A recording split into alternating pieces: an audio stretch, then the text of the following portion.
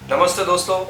8 मार्च 2014 रात के करीबन 12:30 बजे मलेशिया की एयरलाइन फ्लाइट MH370 कुनाल से टेक ऑफ की गई थी। इस फ्लाइट बेल्जियम को जाना था। इस फ्लाइट में करीबन 277 पैसेंजर्स थे, 10 कैबिन क्रू थे और 2 पायलट थे। एक पायलट का नाम था कैप्टन जहीर अहमद शाह। करीबन 55 साल की उम्र थी और अच्छा खासा एक्सपीरियंस था। और दूसरे पायलट थे, को पायलट, उनका नाम है फारिक अहमद और ये एक ट्रेनिंग पायलट थे और उनकी उम्र 27 साल की थी। इस जर्नी के बाद वो भी टोटल पायलट बनने वाले थे। अभी तो प्रेजेंट ट्रेनर थे उसी फ्लाइट में। तो कुछ देर बाद 1:30 बजे जो मलेशिया से टेक ऑफ हो गई थी और मलेशिया को क्रॉस करके साउथ चाइना सी के ऊपर से 35,000 फीट से जा रही थी वियतनाम डायरेक्शन के पास। वहां पे लास्ट मैसेज ये था MH370 पायलट के से कि अभी हम वियतनाम के कंट्री पे जा रहे हैं और मलेशिया के रेडार सिस्टम ATS बेस से ये मैसेज आता है कि टेक केयर, गुड नाइट। और ये रिप्लाई आता है कैप्टन से कि गुड नाइट। और ये एक लास्ट मैसेज था उस फ्लाइट से, क्योंकि बाद में तो ये फ्लाइट लापता हो गई या गुमशुदा हो गई। तब 10 से 15 मिनट के बाद जब वियतनाम को इंडिकेशन आया कि MH370 अपने रेडार पे आ चुकी थी और वहां से वो कम्युनिकेट कर रहे थे, फिर कुछ ही मिनट बाद उनको ये इंफॉर्मेशन आ गई कि वो अपने रेडार से बाहर हो चुकी है और MH370 फ्लाइट रेडार पे नहीं दिख रही थी। तो 15-18 मिनट हो गए कम्युनिकेट कर रहे थे MH370 से, पर 18-20 मिनट के बाद कुछ रिस्पॉन्स नहीं आया MH370 फ्लाइट कैप्टन से या को पायलट से। उस दौरान वियतनाम की ATC रेडार टीम ने मलेशिया ATC रेडार को इंफॉर्मेशन दिए कि यहाँ पे कुछ मिसलीड हो रहा है और फ्लाइट मिसिंग है। तो इसी जानकारी को इन्वेस्टिगेट करने के बाद और इनको इतना समय लग गया कि एक रिसर्च टीम को भिजाने के लिए 4 से 5 घंटे लग गए।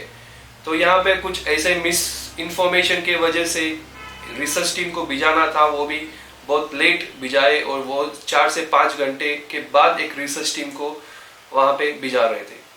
तो करीबन सुबह 6:10 पे एक वो जो फ्लाइट थी MH370 बेल्जियम चाइना पे लैंड करने वाली थी, पर वो हो ना पाया क्योंकि वो फ्लाइट लापता हो गई थी।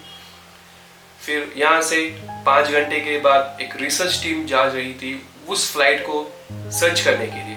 तो ये रिसर्च ऑपरेशन इतना ही बड़ा था कि जो ये न्यूज़ पूरी दुनिया में फैल गई थी और ये दुनिया भर की सबसे बड़ी ब्रेकिंग न्यूज़ बन गई थी एविएशन इंसिडेंट के लिए, क्योंकि ये सबसे बड़ा ऑपरेशन होने वाला था और ये पहली बार मलेशिया को एक ऐसी न्यूज़ से फेस करना था कि जो कभी फेस ही ना कर पाए। तो ये इंटरनेशनल फ्लाइट को रिसर्च करने के लिए 34 शिप्स, 28 एयरक्राफ्ट, 7 देशों ने मिलकर एक ये ऑपरेशन सर्च के लिए मंजूर हुए थे और ये ऑपरेशन स्टार्ट हुआ था।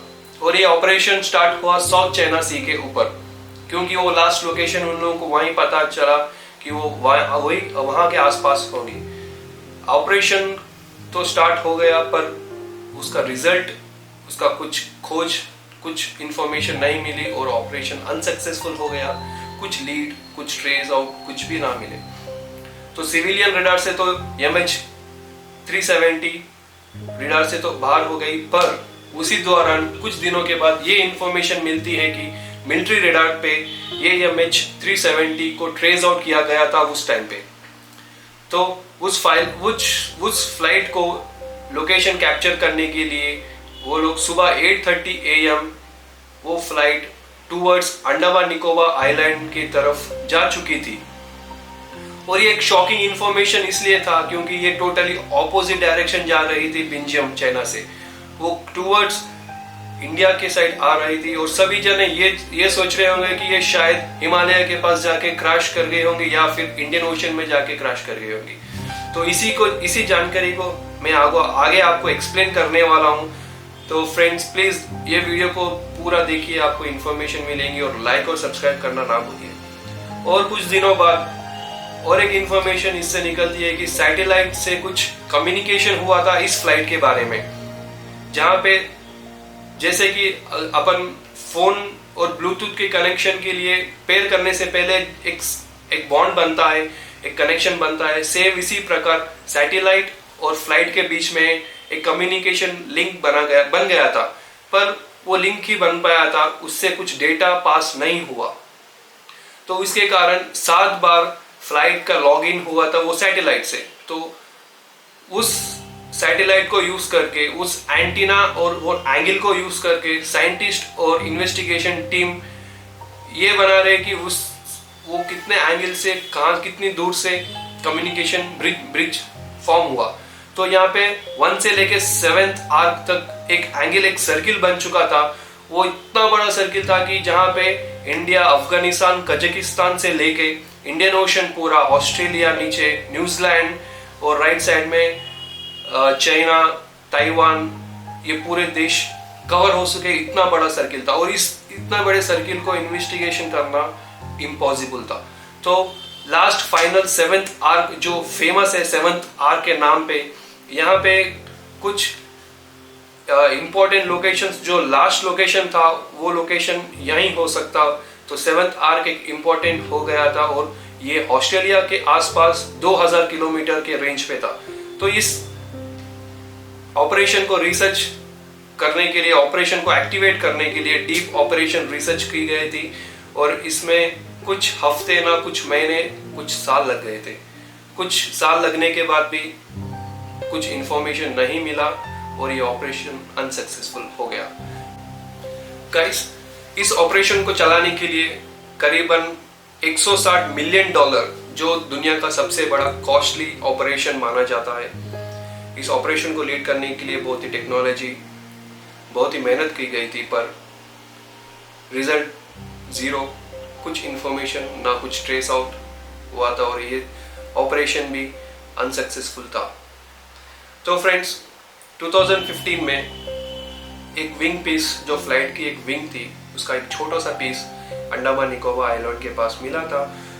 उसके कारण इन लोगों को ये पता चला कि शायद इंडियन ओशन पे ये हो सकता है। और 2018 में ओशन इन्फिनिटी की एक कंपनी थी, वो मलेशिया को ये प्रॉमिस करती है कि हम लोगों को परमिशंस दो कि इस ऑपरेशन को हम लोग स्टार्ट करें और ये ऑपरेशंस को आगे बढ़ाए, पर इसका कुछ भी अमाउंट या कॉस्ट वो खुद बेयर करेंगे। अगर कुछ इंफॉर्मेशन मिलती है तो डेफिनेटली मलेशिया कंट्री को कुछ अमाउंट देना चाहिए थे। पर ये ऑपरेशन स्टार्ट हुआ, कुछ साल चले, पर अगेन सेम रिजल्ट था कि कुछ रिजल्ट ही नहीं पा पाए, और ये ऑपरेशन भी अनसक्सेसफुल हो गया था। एक जो बड़ी कंपनी थी वो खुद के लॉस पे चली गई थी।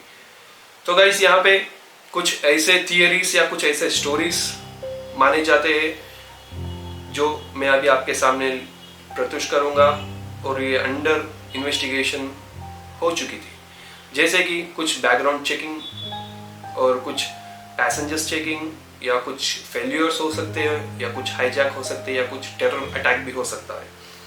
तो फर्स्ट थियरी ये बोलती है कि जैसे कि इलेक्ट्रिकल फेलियर हो सकता है, या फिर कुछ टेक्निकल फेलियर हो सकता है, जिसमें कैप्टन को, जो 55 साल के एक्सपीरियंस कैप्टन थे, उनके ऊपर कुछ क्वेश्चंस रेज हुए, और उनके ऊपर इन्वेस्टिगेशन हुई थी उनके फैमिली के साथ, जो कुछ मानते हैं कि ये हाईजैक हो चुका होगा, या कैप्टन खुद अपने मेंटल डिसेबिलिटी के कारण फ्लाइट को क्रैश किया गया होगा।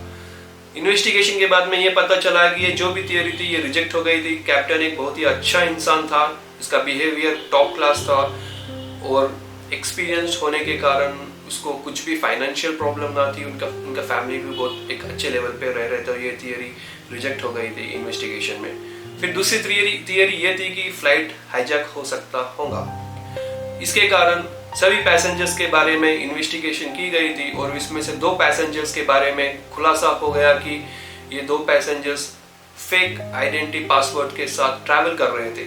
तो इन्वेस्टिगेशन जैसे आगे बढ़ी और ये लोग 2 पैसेंजर्स जो फेक आईडी से ट्रैवल कर रहे थे, इसमें खुलासा ये हुआ कि ये तो इटालियन और रशिया के फेक आईडी से यूज कर रहे थे यूरोप कंट्री जाने के लिए, जर्मनी, जहाँ पे उनकी मदर उनके लिए वेट कर रही थी कि कब उनके बेटे लौट आएंगे। और इनका मकसद यही था कि वो लोग जाके यूरोप में सेटल हो पाए और इनके कुछ क्राइम रिकॉर्ड्स, टेरर रिकॉर्ड्स, ऐसा कुछ इंफॉर्मेशन नहीं था। तो ये थियरी भी फेल हो चुकी है कि ये कुछ टेरर अटैक हो या कुछ हाईजैक हो।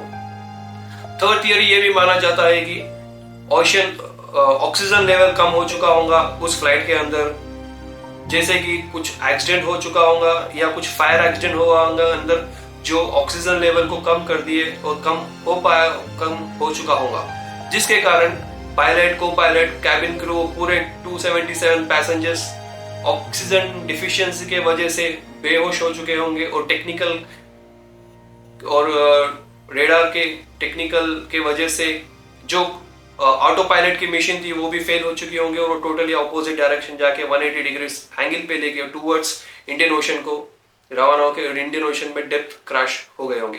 तो ये कुछ 3 थियरी से जहां पे ये इन्वेस्टिगेशन की गई थी, पर ये तीनों की तीनों इन्वेस्टिगेशन सक्सेस नहीं हुई, रिजेक्ट हो गई थी, इस कारण कि उन लोगों का कुछ अंदर इन्वॉल्वमेंट नहीं है।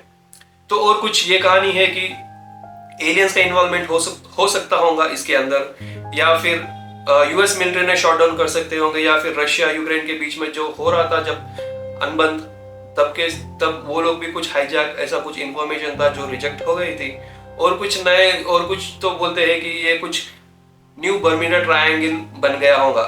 तो गाइस, ऑलरेडी हम लोगों ने बर्मुडा ट्रायंगल के बारे में 2 वीडियोस एक्सप्लेन किए गए थे उसके बारे में। तो अगर आप लोगों को नहीं पता है तो प्लीज ये आइकन बटन को क्लिक कीजिए, उसके बारे में 2 पार्ट्स है बर्मुडा ट्रायंगल के बारे में, प्लीज चेक करिए और सपोर्ट कीजिए। वापिस टॉपिक पे आते हुए 2022 में एक ग्रेट न्यूज अपने साथ ये थी कि retired air space engineer Richard, जो ये क्लेम करते हैं कि उनके पास एक ऐसी टेक्निक है उससे ये लोग एक लोकेशन फाइंड कर सकते, एग्जैक्ट लोकेशन फाइंड कर सकते हैं कि जहां पे ये फ्लाइट अभी वो डीप ओशन में है। तो इनका एक हाई टेक्नोलॉजी यूज करके इस पॉइंट पे आ रहे हैं कि जो रेडार वेव टेक्नोलॉजी है, जो बहुत ही कॉम्प्लेक्स टेक्नोलॉजी है, मैं आपको एक्सप्लेन नहीं कर सकता हूँ। अगर आप उसके बारे में सोचे तो भी आपको हेडेक आ चुका होगा। तो मैं अभी वो टेक्नोलॉजी के बारे में नहीं एक्सप्लेन करूंगा, पर उसके बैक एंड थियरी जो वो रिचर्ड प्रूव करना चाहते हैं वो आपको एक्सप्लेन करूंगा। जो टेक्नोलॉजी है WSPR टेक्नोलॉजी है। तो इस टेक्नोलॉजी यूज करके रिचर्ड ने ये फाइंड किया कि 7th आर्क पे 4 kilometre under water live location explain किया गया था कि वो वहां उसी जगह पे फ्लाइट के पार्ट्स और फ्लाइट से पूरी जानकारी वो उस पार्ट पे मिल जाएंगी। तो गाइस, शायद कुछ महीने या कुछ सालों के बाद डेफिनेटली ये जो मिस्ट्री है MH370 के बारे में, ये मिस्ट्री शायद खुलासा हो जाएंगी और आपके सामने ग्रेट न्यूज आ चुकी होगी कि ये किस कारण हुआ था, कैसे हुआ था। अगर इनकी थियरी पास हो गई तो ये बहुत ही अच्छी है, इनका नाम और बढ़ेगा। और बहुत साइंटिस्ट बोलते हैं कि ये कुछ थियरी वर्कआउट नहीं होंगी। तो आगे देखेंगे, कुछ इंफॉर्मेशन इसके ऊपर मिल गए तो डेफिनेटली मैं आप लोगों के साथ शेयर करूंगा। हो सकता है कि आने वाले टाइम में इस मिस्ट्री का राज खुल जाएगा। और ये टॉपिक पसंद आई होंगी तो लाइक कीजिए और कमेंट करके मेंशन कीजिए इसके बारे में। तो guys, thank you so much, धन्यवाद, जय हिंद।